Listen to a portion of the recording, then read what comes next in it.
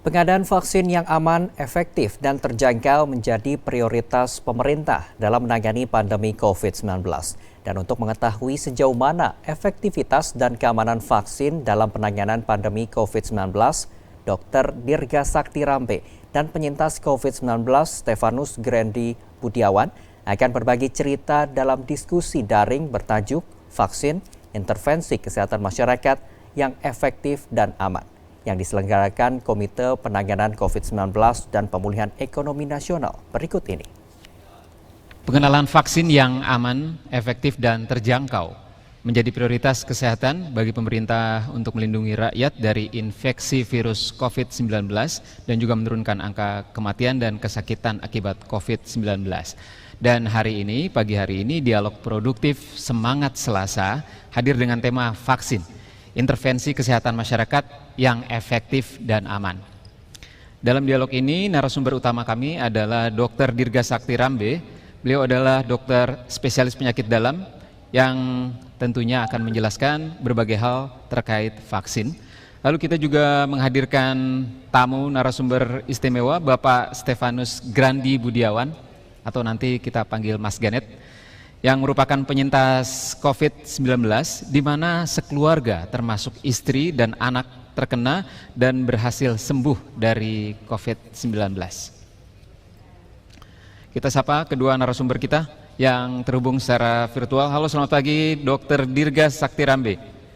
Selamat pagi, Assalamualaikum. Waalaikumsalam, Dok. Apa kabar Dr. Dirga? Alhamdulillah, baik. Lalu yang kedua tamu saya Bapak Stefanus Grandi Budiawan atau Mas Ganet. Selamat pagi Mas. Selamat pagi Mas Kemal. Mas Ganet, apa kabar? Baik, puji Tuhan, baik, sehat. Alhamdulillah, sehat-sehat ya Mas. Nanti saya akan minta Mas Ganet untuk berbagi kisahnya yang tentu saja sangat istimewa ya. Kita tunggu fakta-fakta yang sangat mencerahkan tentunya ya Mas Ganet. Kita mulai dulu awal dari Dr. Dirga Sakti Rambe, Dok. Ya. Dok, selamat pagi. Kita tidak pernah lelah kayaknya untuk terus mengedukasi publik untuk menjelaskan tentang vaksin, vaksinasi yang aman, yang sehat, yang terjangkau gitu ya. Apalagi di tengah kondisi saat ini, terutama untuk bagaimana vaksin ini bisa digunakan sebagai alat untuk mengintervensi kesehatan masyarakat, Dok. Ya, jadi memang vaksin itu adalah salah satu upaya pencegahan penyakit infeksi yang paling efektif ya. Itu yang saya garis bawahi paling efektif. Mengapa? Karena sifat perlindungannya yang bersifat spesifik. Artinya misalkan vaksin hepatitis B itu akan secara spesifik melindungi kita dari hepatitis B. Vaksin campak juga akan secara spesifik, vaksin influenza secara spesifik. Inilah keunggulan yang tidak dimiliki oleh alat-alat pencegahan lainnya.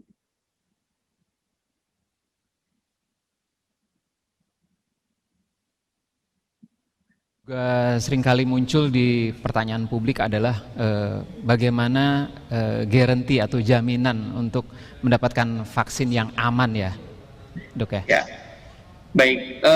Kita harus memahami bahwa saat suatu vaksin itu digunakan secara luas oleh masyarakat, berarti dia sudah mendapatkan izin edar. Di negara kita izinnya dari Badan POM. Kalau suatu vaksin sudah mendapatkan izin dari Badan POM, artinya sudah melalui serangkaian tahapan yang panjang sekali. Apa saja? Yang pertama adalah uji preklinis ya. Jadi diuji dulu pada hewan percobaan. Kalau terbukti aman dan efektif, baru dicoba pada manusia yang disebut sebagai uji klinis. Uji klinis ini pun ada 3 tahap, uji 1, tahap 2, tahap 3, yang total melibatkan puluhan ribu orang. Dari situ kita bisa mengetahui dan memastikan bahwa suatu vaksin itu aman dan efektif ya. Jadi kalau kita sudah vaksinnya beredar, dapat izin, itu sudah pasti aman dan efektif. Oke, Dok. Dr. Dirga mungkin bisa juga berbagi informasi ya, bagaimana kira-kira contoh sukses penanganan kasus pandemi dengan vaksin ini, Dok? Ya, baik. Salah satu contoh keberhasilan program vaksinasi yang paling fenomenal adalah musnahnya satu penyakit ya yang disebut penyakit smallpox atau variola. Sejak tahun 1900-an ini penyakit sudah musnah. Padahal dulu 1 dari 3 orang yang sakit ini itu meninggal. Itu satu. Yang kedua, kita sekarang bisa melihat dunia sedang berupaya untuk mengeliminasi atau menghilangkan penyakit campak dan penyakit polio. Dan kita bisa sama-sama saksikan bahwa sudah beberapa tahun terakhir Indonesia dinyatakan bebas polio. Ini merupakan bukti nyata dari imunisasi yang berhasil dengan cakupannya yang tinggi.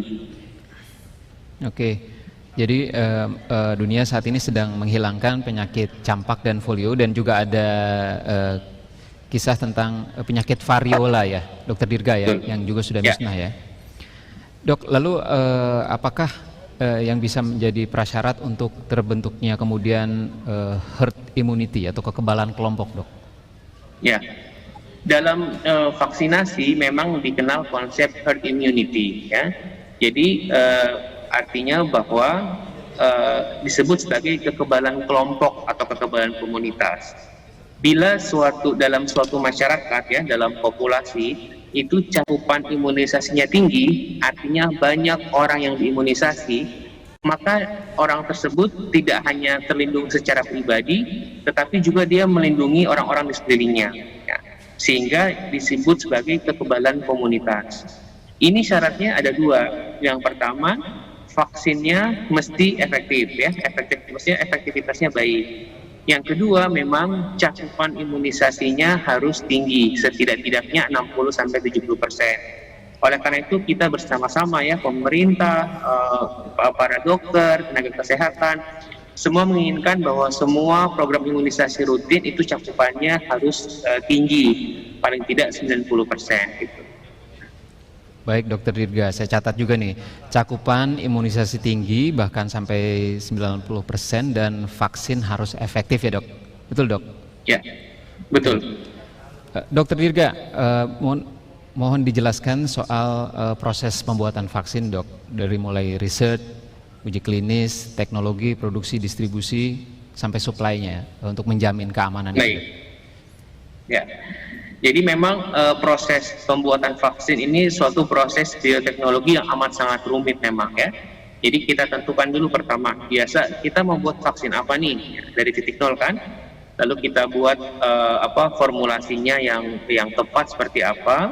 Lalu tadi setelah itu kita uji coba dulu pada hewan percobaan untuk membuktikan keamanan dan efektivitasnya. Lalu baru tidak pada hewan itu terbukti aman dan efektif, maka kita uji coba pada manusia yang ada 3 tahap tadi, tahap 1, tahap 2, tahap 3 ya, yang total melibatkan puluhan ribu orang. Sekali lagi bahwa dalam proses uji klinis ini tujuan yang paling utama adalah satu, harus memastikan safety atau keamanan. Karena kalau kita bicara soal vaksin, tidak ada tawar-menawar tentang keamanan, itu mutlak ya. Yang kedua baru kita bicara tentang efektivitas. Nah, setelah 3 tahap tadi, maka bila dinyatakan aman dan efektif, suatu vaksin akan mendapatkan izin edar dari Badan POM kalau di Indonesia. Baik, kita akan menyaksikan video berikut ini dan kita akan lanjutkan kembali perbincangan dengan Dr. Dirga Sakti. Tak kenal maka tak kebal. Pagi, Pak. Oh, siapa kamu? Virus, Pak. Bawa apa kamu? Ini Penyakit. Nah, kamu virus, bukan virus. Untung si bos sudah divaksinasi. Jadi saya bisa kenal sama kamu. Bener nggak, Bos? Ya, benar. Vaksinasi melatih tubuh untuk kenal, lawan, dan kebal dari penyebab penyakit, seperti virus atau bakteri. Sebelum digunakan, vaksin seperti vaksin COVID-19 akan diuji klinik, dipastikan keamanan, khasiat, dan mutunya oleh Badan POM dan para ahli. Tetap memakai masker, menjaga jarak, mencuci tangan secara rutin. Ingat, siap divaksinasi saat vaksin siap. Tarik sis, semongko. Vaksinasi dan protokol kesehatan.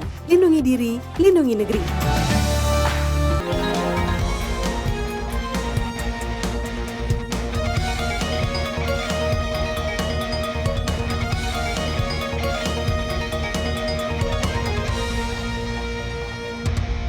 Dalam dialog produktif hari Selasa dengan tema vaksin, dan kita akan menyapa Mas Stefanus atau Mas Ganet.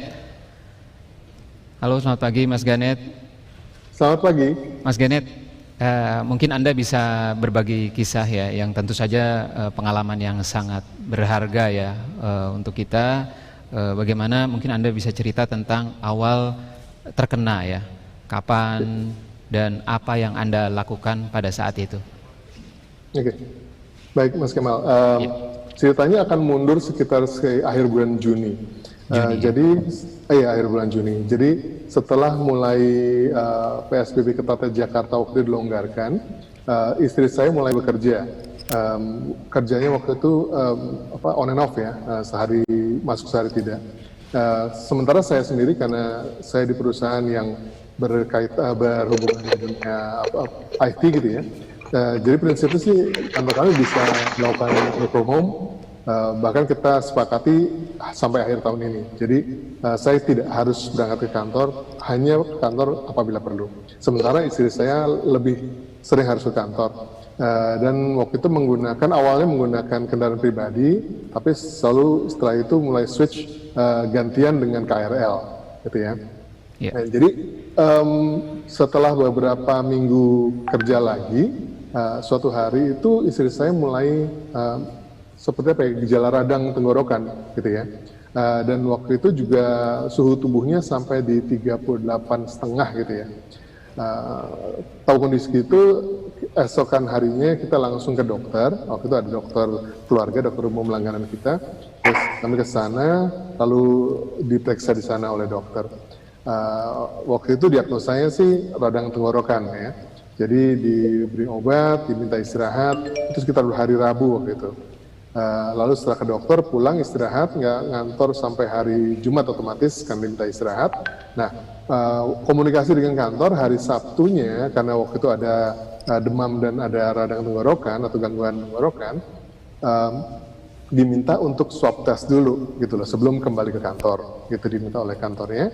Maka hari Sabtu waktu itu kami swab test, Sabtu pagi kami swab test, hasilnya keluar seokan harinya, dan waktu itu hasilnya positif, gitu ya, dari swab test itu hasilnya positif. Maka setelah melihat kondisi kayak gitu, kami tahu tuh apa yang harus kami lakukan, gitu ya. Ada satu gejala yang muncul yang membuat kami ngerasa bahwa kayak kelihatan ini COVID-19 nih positif, adalah mulai hilang indera penciuman. Jadi saya nggak bisa cium apa-apa. Sementara di kesehariannya indera penciumannya dia itu kuat sekali gitu, tajam sekali. Ya, dia bilang nggak mencium apa-apa gitu ya. Kami udah merasa wah kayaknya positif COVID-19 nih. Jadi setidaknya itu udah ada persiapan mental gitu. Jadi waktu terima hasilnya kaget sih, tapi ya sudah, itu kenyataannya gitu ya. Maka hari Minggu itu saya dan 2 anak kami swab test juga, dan mendapatkan hasilnya waktu itu Senin, dan udah kami positif berempat gitu. Jadi sudah diantisipasi. Kaget sih kaget, tapi sudah nggak terlalu kaget karena sudah ada antisipasinya lah. Bahkan menurut saya, ini di waktu yang bersamaan dinyatakan positif. Di waktu yang bersamaan, ya. Beda sehari lah. Karena istri saya hari Minggu, kami dan anak-anak hari Senin. Di swab juga bersamaan. Di swabnya beda sehari. Juga. Jadi istri hari Sabtu, saya diketahui hari hasilnya itu juga bersamaan juga. Selang sehari. Oh, selang sehari ya. Oke. Ya. Silakan lanjut, Mas Ganet. Oke. Jadi setelah tahu itu, saya langsung kabari ke RT RW gitu ya, via WhatsApp tentunya, saya nggak datang. Terus saya kabari puskesmas gitu ya, puskesmas terdekat. Sementara sudah KTP saya Jakarta. Jadi hari yang sama itu saya ditelepon oleh dokter dari puskesmas tempat saya tinggal sesuai KTP. Terus saya kabari, dok, saya itu sudah tinggal di sini cukup lama, jadi saya sudah lapor ke puskesmas terdekat saya. Jadi terus setelah itu juga dokter dari puskesmas datang, diskusi dengan saya. Jadi kita tahu lah apa yang kita lakukan.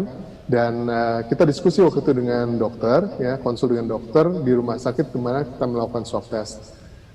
Awalnya dokter minta saya itu untuk rawat inap, karena saya punya riwayat darah tinggi, saya punya riwayat pernah gangguan jantung, dan saya asmatis gitu ya. Jadi saya diminta. Tapi waktu itu saya bilang sama dokter, saya bilang, dok, saya ini ngerasa sehat banget nih, saya nggak ngerasa apa-apa, nggak ada demam, nggak ada batuk, nggak ada sama sekali. Dan saya ngerasa badan saya sehat banget. Jadi kalau boleh memilih, saya akan memilih isolasi mandiri dengan keluarga, sehingga kita sekeluarga ya bisa take care satu sama lainnya dalam rumah, sehingga saya rasa itu membuat saya lebih tenang, tahu keluarga, istri dan anak-anak juga ada di sekitar saya dalam keadaan yang sehat, kita sama-sama mencoba pulih gitu loh. Yeah. Dari situ kita atur pola makan, minum vitamin, istirahat yang cukup, jemuran, berjemur maksudnya, berjemur di matahari, apapun kita lakukan, tapi satu sih yang paling penting, positive mindset. Jadi ya sudah terjadi, lo mesti ngapain gitu ya. Jadi buat saya kemarin itu ada satu pertanyaan teman-teman yang nggak pernah saya jawab adalah, kenanya di mana, kok bisa? Buat saya itu nggak perlu jawab, yang adalah karena udah positif, ke depannya harus gimana gitu aja. Betul. Iya. Mas Ganet, jadi pada saat sudah diketahui positif itu memilih untuk isolasi mandiri ya, bersama-sama dengan istri dan juga 2 anak ya, Mas Ganet? Iya. Jadi tidak dirawat? Tidak dirawat, bahkan kalau obat itu, itu gimana? Jadi saya dan anak saya yang paling kecil, kami itu orang tanpa gejala, istri saya kehilangan indera penciuman, anak saya yang perempuan yang besar kehilangan indera penciuman dan indera pengecap. Gejala mungkin sedikit relatif lebih banyak di istri, jadi dia ngerasa badannya sakit-sakit badannya dan pindah-pindah, ada rasa lemas gitu ya, sehingga di hari ke-8 oleh dokter rumah sakit waktu itu setelah konsul lalu diberi obat gitu ya, obat antivirus, tapi dengan konsul dan diskusi yang panjang. Tapi setelah itu sih kami tetap melakukan isolasi mandiri, dan di hari ke-14 setelah diskusi dengan ada dokter di klaster kami dirujuk ke satu rumah sakit di daerah Tangerang untuk melakukan swab test. Hasil keluar dan puji Tuhan pada waktu itu empat-empatnya kami berempat hasil swab testnya sudah negatif. Ya, jadi setelah itu kami masih perpanjang masa isolasi mandiri, kami perpanjang sama 2 minggu ke depan, lebih ke pemulihan ya, recovery. Nah setelah itu lebih sih 3 minggu sampai 1 bulan setelah kami nyatakan positif, kami masih tetap jaga dalam rumah gitu ya, masih isolasi mandiri. Baru setelah itu kami kembali ke kegiatan semula.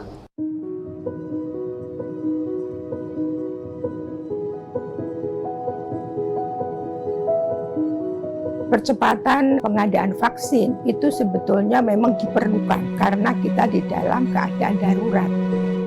Vaksin yang diberikan harus dalam pengawasan yang sangat ketat dan juga harus mengikuti regulasi dari internasional. Badan POM memastikan vaksinasi hanya dilakukan dengan vaksin yang aman, bermutu, dan efektif. Apabila semua persyaratan dipenuhi, maka persetujuan penggunaan dapat diterbitkan. Tetap menjalankan protokol kesehatan, dukung program vaksinasi COVID-19. Keberhasilan penanganan COVID jadi keberhasilan kita, dan ini hanya dapat kita capai dengan bersama-sama.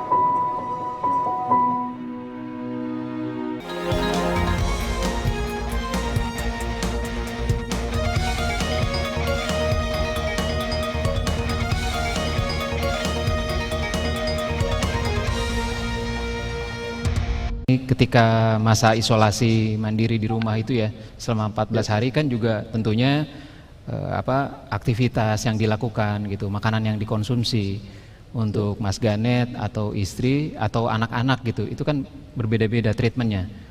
Kira-kira seperti apa tuh Mas Ganet? Nah kemarin itu kebetulan waktu kalau pola makan ya sebetulnya puji Tuhan tetangga di sini luar biasa ya. Kebetulan saya dan keluarga adalah quote-unquote pasien pertama COVID-19 di kompleks kami, gitu ya. Jadi mungkin seperti kayak shock terapi juga buat di kompleks kami, ngerasa bahwa ternyata bisa terjadi di kompleks kita. Yang disyukuri adalah dukungan dari keluarga dan tetangga di sini luar biasa. Jadi bahan makanan kami nggak berkekurangan sama sekali, walaupun nggak bisa keluar. padahal bisa pakai belanja online, tapi susu kaleng, terus ada buah, telur, dan banyak hal termasuk sayur itu kami dapat supply, sehingga ya udah kami masak sendiri di rumah. Kebetulan saya dan istri itu mengurangi karbohidrat dan gula gitu ya. Sebenarnya kalau anak-anak sih normal aja, cuman kami pastikan karena toh masak sendiri, jadi kan jauh lebih tahu tuh mutu masakan yang kita hidangkan buat anak-anak. Jadi selain makanan yang sehat tadi, secara spesifik saya dan istri mengurangi karbo dan gula, lalu vitamin sih, multivitamin, ada suplemen lainnya itu ya. Dari rekomendasi teman, itu semua kami konsumsi itu secara rutin selama 14 hari, bahkan lebih dari setelah masa isolasi mandiri itu yang kami konsumsi. Itu jadi menjaga kesehatan dari situ sih.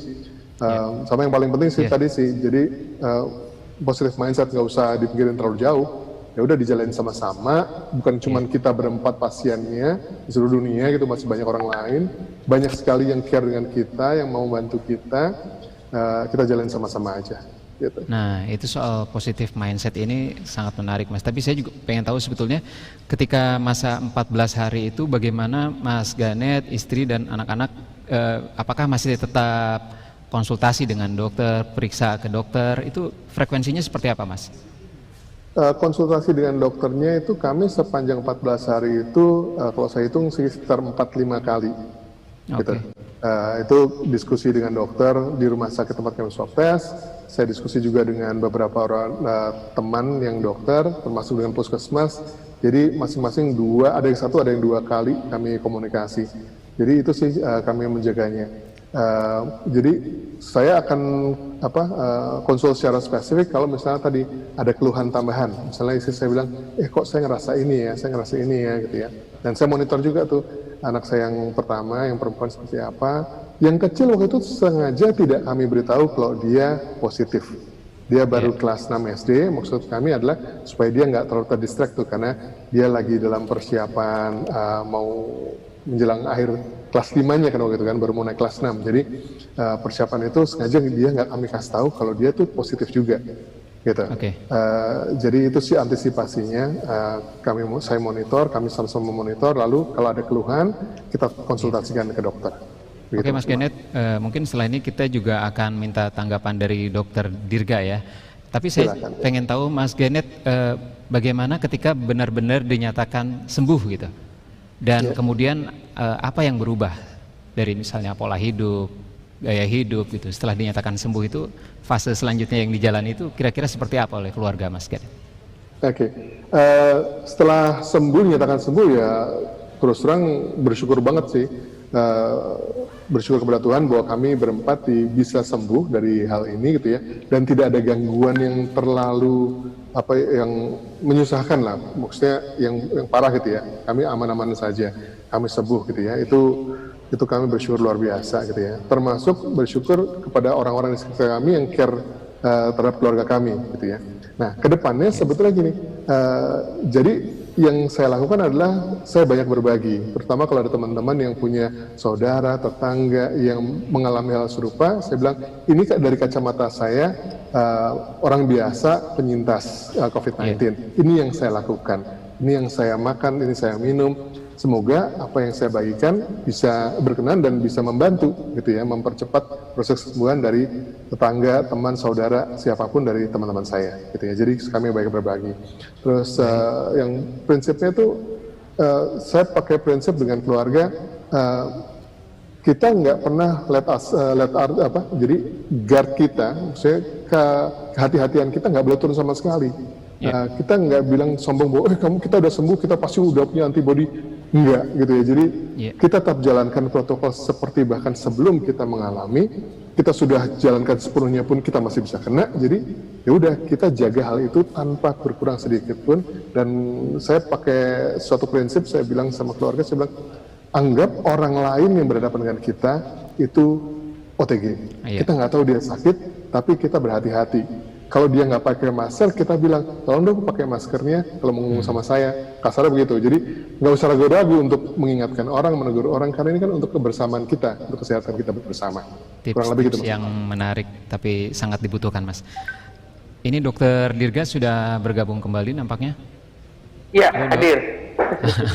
Dok, silakan tanggapannya tentang kisah dari Mas Ganet sekeluarga ini beserta 2 anaknya Ya. yang terkena Tadi kita juga sudah dan masih menyimak survive ya, Dok. bersama Silakan. ya, dan memang kebetulan Mas Ganet dan keluarga ini kena COVID yang bentuknya ringan ya, bahkan tadi sebagian OTG. Dan memang kita pahami bahwa COVID-19 ini angka kesembuhannya cukup tinggi. Dan yang kita waspadai tadi kalau mengenai kelompok risiko tinggi terutama ya, yang pertama adalah kelompok lanjut usia di atas 60 tahun, yang kedua orang-orang dengan penyakit kronik. Nah, tadi yang disampaikan sebetulnya tepat sekali ya. Jadi yang pertama berpikir positif, tenang ya. Dan yang kedua, sebaiknya tetap konsultasi ke dokter sehingga bisa memutuskan apakah memang layak isolasi mandiri, isolasi terpusat atau harus dirawat di rumah sakit. Juga dalam hal konsumsi obat-obatan, tadi bagus sekali diceritakan bahwa setelah konsultasi ke dokter baru minum obat-obatan ya. Jangan berinisiatif meminum obat-obat sendiri, apalagi yang sifatnya seperti antibiotik, itu tidak boleh ya. Terus tadi Mas Ganet menggarisbawahi, ini benar sekali bahwa sekalipun kita sudah dinyatakan sembuh, hati-hati. Sekarang sudah banyak laporan reinfeksi.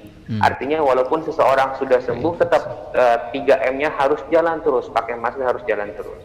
Demikian.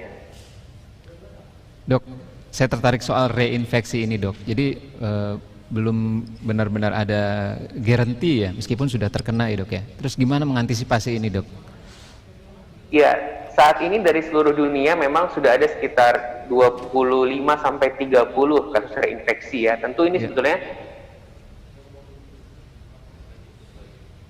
Dokter Dirga Sakti Ramde ada kendala teknis rupanya. Kita akan kembali bergabung dengan Dokter Dirga Sakti Rambe setelah video berikut ini. Tak kenal maka tak kebal. Vaksinasi melatih tubuh untuk kenal, lawan, dan kebal dari penyebab penyakit seperti virus atau bakteri. Sebelum digunakan, vaksin seperti vaksin COVID-19 akan diuji klinik, dipastikan keamanan, khasiat, dan mutunya oleh Badan POM dan para ahli. Tetap memakai masker, menjaga jarak, mencuci tangan secara rutin. Ingat, siap divaksinasi saat vaksin siap. Tarik sis. Vaksinasi dan protokol kesehatan. Lindungi diri, lindungi negeri.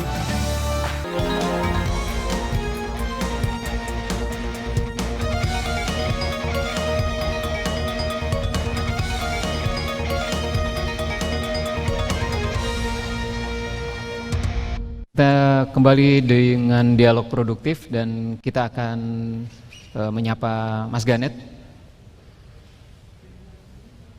Pagi Mas Ganet, masih bergabung bersama kami Mas Ganet. Pagi Mas. Mas Ganet, sepertinya masih banyak kisah-kisahnya yang menarik, terutama mungkin untuk Mas Ganet sekeluarga ya. Ini sangat khusus kayaknya ceritanya. Apa pelajaran yang bisa dipetik ya yang menurut Mas Ganet dan sekeluarga paling berharga ya, terutama untuk kondisi saat ini. Dan seperti tadi mungkin tips-tips sederhana yang masih relevan ya untuk saat ini, dan kita kayaknya nggak boleh abai gitu kan, nggak boleh kendor bahkan sedikit pun. Gimana Mas Ganet? Betul sih Mas, itu yang kami lakukan juga, jadi nggak kendor sama sekali. Jadi kita saling mengingatkan, jika misalnya kita baru keluar dari rumah gitu ya, nomor satu, melangkah keluar dari rumah memastikan masker kita pakai gitu ya. Kalau misalnya lupa ya langsung balik, nggak ada tuh jalan aja lah, nggak gimana nanti gitu. Toh di daerah kami PSBB-nya nggak ketat, ya nggak ada cerita seperti itu. Jadi kami selalu mengingatkan satu sama lain. Terus lalu kayak desinfektan gitu ya, membersihkan badan lah secara tepat lah. Jadi kalau misalnya pulang dari bepergian itu langsung tidak duduk dulu, tidak berdiri ngobrol dulu, langsung masuk kamar mandi bersih, ganti baju, baru kita bersosialisasi di rumah. Gitu. Jadi hal-hal kayak gitu kami lakukan dengan taat sekali gitu ya. Dan buat kami itu udah nggak ya, karena kami sudah punya pengalaman sebelumnya sebagai penderita gitu. Jadi kan sudah tahu tuh apa yang sudah terjadi ya jangan diulang lagi gitu kan ya. Berhati-hati pun masih bisa kena, apalagi kita nggak berhati-hati gitu. Lalu kayak saya bilang tadi, jangan merasa tidak enak hati untuk mengingatkan saudara sekalipun gitu loh, kalau misalnya mereka nggak menjalankan protokol pada saat kita bertemu gitu ya. Kita lama nggak ketemu, kadang-kadang lupa gitu. Oh ini teman, seolah-olah teman, keluarga, saudara itu nggak akan bisa menularkan COVID-19 kita itu atau dan sebaliknya gitu ya. Jadi itulah kita ingat sama-sama. Anggap saja orang lain itu semua OTG, bahkan kita sendiri OTG anggapnya seperti itu. Sehingga kita bertanggung jawab juga dengan lingkungan. Mas Ganet, waktu itu kan terkena atau dinyatakan positif itu akhir Juni ya. Mungkin setelah Juli itu apa yang kemudian berubah, terutama soal ritme kerja mungkin ya Mas Ganet atau istri, dan juga yang kedua mungkin edukasi apa yang diberikan untuk anak-anak? Kalau untuk ritme kerja sih nggak berubah, karena selama 14 hari isolasi mandiri juga saya kerja seperti biasa gitu ya. Istri memang ada off-nya karena waktu dia ngerasa nggak enak, maka dan sudah lapor ke kantor jadi ada off-nya. Tapi setelah kami nyatakan sembuh, setelah kami lewati masa recovery, ya kami kerja seperti biasa gitu ya. Istri juga, anak-anak juga sekolah seperti biasa. Anak saya yang besar mulai kuliah, maka dia langsung masuk ke kegiatan kampus barunya itu seperti biasa aja, normal aja. Kalau yang kami ingatkan ke anak-anak seperti tadi, kami saling mengingatkan seperti itu. Jadi kalau misalnya anak saya mau pergi dengan temannya, kita pastikan tuh dia tuh perginya kemana gitu ya. Jadi mereka tahu tuh daerah mana, sebenarnya kita selalu ingatkan kan, pakai masker, sering cuci tangan, hindari kerumunan gitu ya. Dan yang penting itu selalu aware pada lingkungannya gitu, supaya mereka tahulah mereka tuh berhadapan dengan apa dan di mana. Kurang lebih seperti itu. Ada perlindungan khusus mungkin Mas yang lebih memberikan protek lebih gitu ya, terutama untuk anak-anak. Ada treatment yang lebih spesial enggak? Vitamin, multivitamin aja sih Mas, jadi itu jalan terus gitu ya buat anak-anak gitu ya. Yang walaupun yang besar sudah masuk kuliah, tapi kan tetap aja kan dia masih di usia yang cukup belia. Jadi untuk vitamin, multivitamin termasuk makanan mereka itu kami jaga gitu. Ya, jajan sekali-sekali bulan tuh jangan sering-sering lah gitu ya, yang junk food gitu. Iya. Oke Mas Ganet, sekarang kita akan coba sapa lagi Dokter Dirga. Apakah sudah bergabung kembali Dokter Dirga? Iya, sudah bergabung kembali. Mungkin dokter barusan juga sempat menyimak ya kisahnya, lanjutannya dari penyintas kita ini, Mas Ganet dan keluarga. Seperti apa kira-kira secara medis treatment yang diberikan, terutama mungkin yang ingin saya ketahui lebih khusus adalah untuk yang anak-anak nih dok. Oke, ya.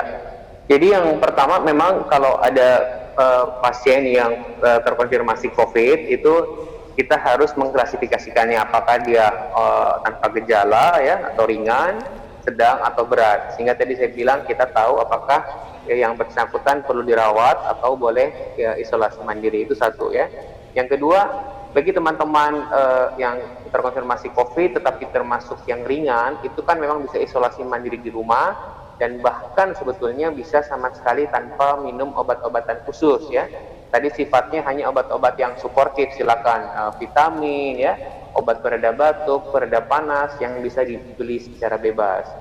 Nah, memang untuk anak-anak sebetulnya yang menarik adalah ini terutama anak-anak yang masih kecil ya, bukan yang usia belasan. Memang secara umum itu angka kejadian COVID pada anak-anak itu jauh lebih rendah daripada orang dewasa.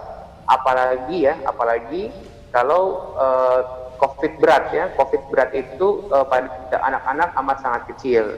Tapi memang anak-anak itu termasuk kita tidak boleh lengah, anak-anak itu berapapun usianya juga dapat menularkan. Jadi artinya memang di lingkup keluarga kita sendiri, tadi seperti yang Mas Ganet sampaikan itu betul sekali bahwa memang kita harus selalu waspada.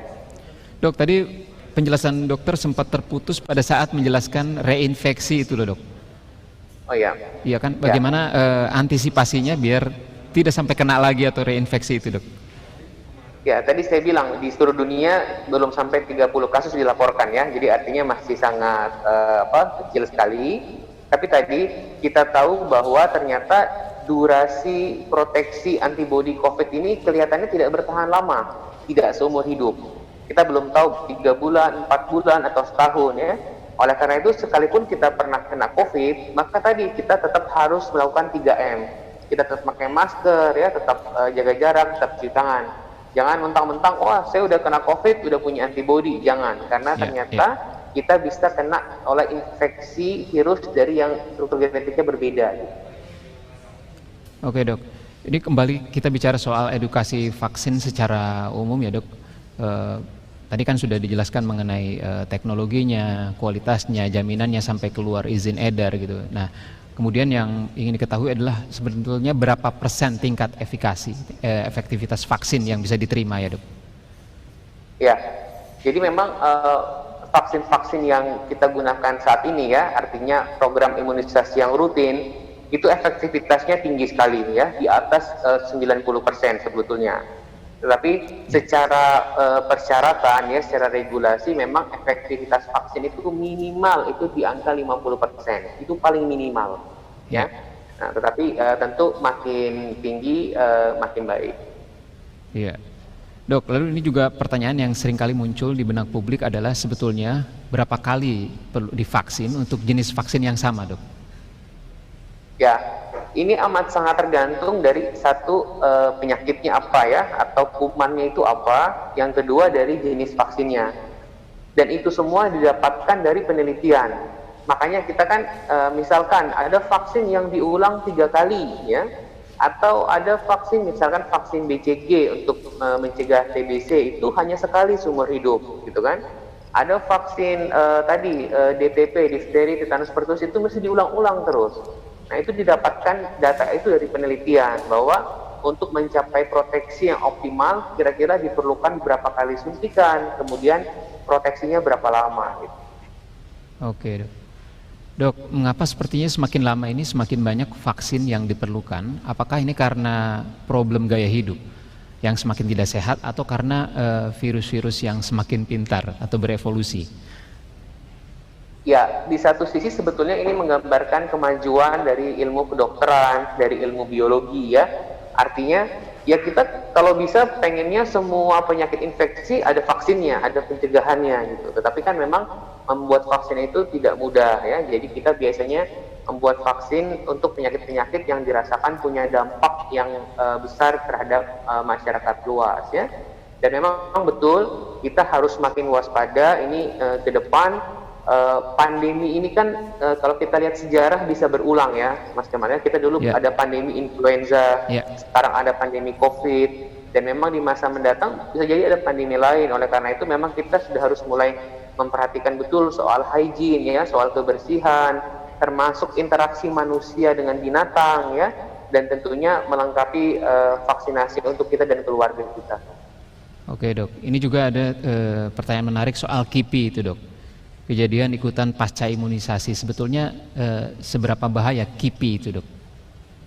Ya, KIPI itu tadi betul kejadian ikutan pasca imunisasi. Artinya definisinya adalah hal-hal yang tidak diinginkan terjadi setelah vaksinasi. Misalnya saya sekarang disuntik vaksin MMR misalnya ya, terus nanti sore tiba-tiba saya merasakan saya sakit kepala gitu. Nah, itu untuk prinsip kehati-hatian itu dilaporkan bahwa saya mengalami sakit kepala setelah vaksinasi, maka dianggap KIPI-nya adalah sakit kepala. Tetapi kemudian harus kita ingat bahwa KIPI yang dilaporkan tadi itu belum tentu akibat vaksinnya. Jadi sudah ada metodenya untuk membuktikan apakah keluhan yang disampaikan tadi, KIPI-nya tadi berhubungan apa enggak. Karena bisa jadi itu hanya kebetulan, koinsiden. Jangan-jangan siangnya saya telat makan, jadi pas sorenya saya sakit kepala ya. Itu yang pertama. Jadi tidak semua KIPI itu berhubungan dengan vaksinnya, punya hubungan sebab akibat. Dan itu sudah ada metode untuk mengetahuinya bagaimana. Yang kedua, memang vaksin punya efek samping sebagaimana produk medis yang lain, obat-obatan, yang lain-lainnya ya. Tetapi itu mayoritas sifatnya ringan dan hanya berupa reaksi lokal, yaitu nyeri di bekas suntikan. Sebagian juga bisa demam, tetapi ingat demam itu karena tanda vaksinnya bekerja, jadi tidak perlu dikhawatirkan. Gitu kira-kira. Oke, Dokter Dirga, terima kasih atas edukasinya.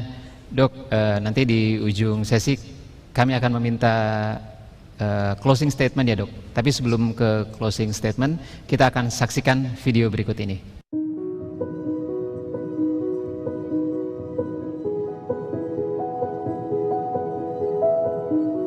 Percepatan pengadaan vaksin itu sebetulnya memang diperlukan karena kita di dalam keadaan darurat. Vaksin yang diberikan harus dalam pengawasan yang sangat ketat dan juga harus mengikuti regulasi dari internasional. Badan POM memastikan vaksinasi hanya dilakukan dengan vaksin yang aman, bermutu, dan efektif. Apabila semua persyaratan dipenuhi, maka persetujuan penggunaan dapat diterbitkan. Tetap menjalankan protokol kesehatan, dukung program vaksinasi COVID-19. Keberhasilan penanganan COVID jadi keberhasilan kita, dan ini hanya dapat kita capai dengan bersama-sama.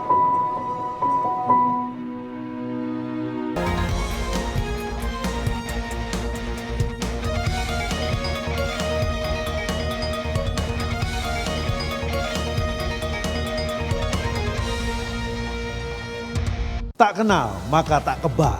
Vaksinasi melatih tubuh untuk kenal, lawan, dan kebal dari penyebab penyakit, seperti virus atau bakteri. Sebelum digunakan, vaksin seperti vaksin COVID-19 akan diuji klinik, dipastikan keamanan, khasiat, dan mutunya oleh Badan POM dan para ahli. Tetap memakai masker, menjaga jarak, mencuci tangan secara rutin.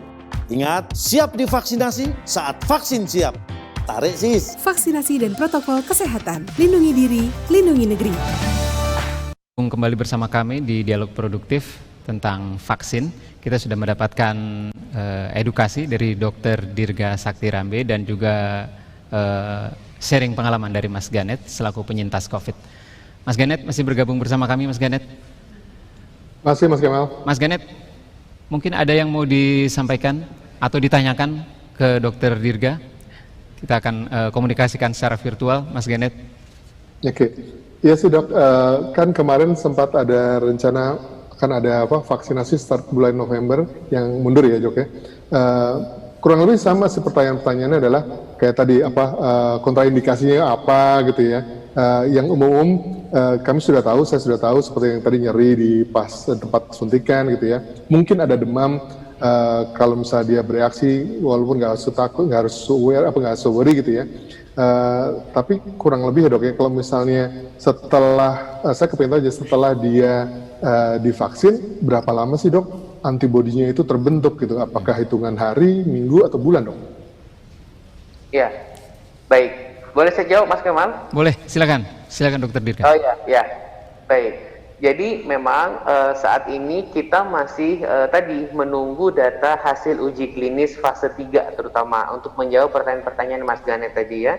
Jadi berapa lama proteksinya ya, kemudian berapa kali sih perlu disuntik atau perlu diulang apa enggak. Sekali lagi itu kita masih menunggu. Oleh karena itu memang pemerintah mengambil sikap kehati-hatian betul ya. Presiden juga menginstruksikan semuanya kita tunggu dulu sampai data hasil uji klinisnya ada, supaya vaksin yang nanti kita gunakan itu betul aman dan efektif. Demikian. Oke dok. Ada lagi Mas Ganet yang ingin ditanyakan? Itu aja sih Mas Kemal sih.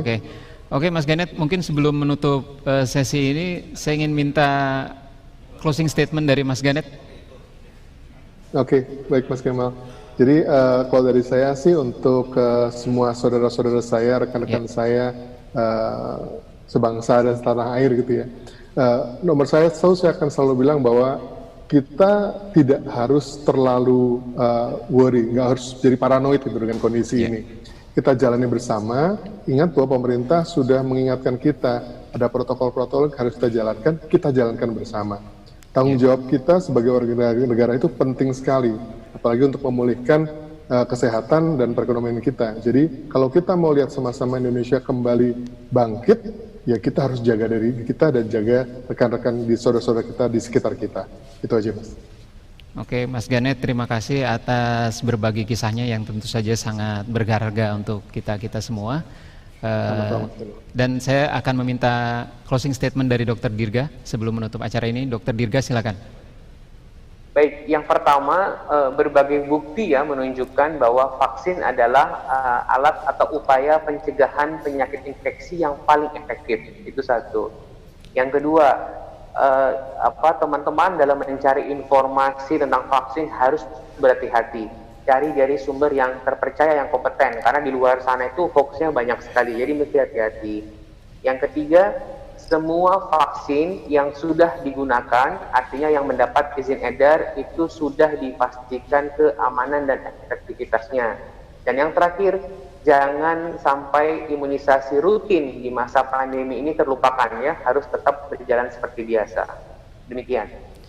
Terima kasih Dr. Dirga Sakti Rambe yang tidak pernah lelah memberikan penjelasan dan edukasi soal vaksin. Makasih atas waktunya Dok. Selamat pagi, Assalamualaikum. Dan juga terima kasih Mas Stefanus Grandi Budiawan yang juga sudah menyediakan waktunya untuk berbagi pengalamannya sebagai penyintas COVID sekeluarga dan bisa survive. Terima kasih, sehat-sehat selalu Mas Ganet dan keluarga. Salam untuk keluarga juga Mas Ganet. Baik, terima kasih. Demikian dialog produktif kami hari ini mengenai vaksin dan juga kisah yang sangat berharga dari sekeluarga penyintas COVID-19. Kita akan berjumpa lagi di dialog berikut. Dan kami tutup Nusantara Kini kali ini. Saya Dot Widiadi, terima kasih atas perhatian Anda. Jopos TV, paling Indonesia. Selamat berakhir pekan.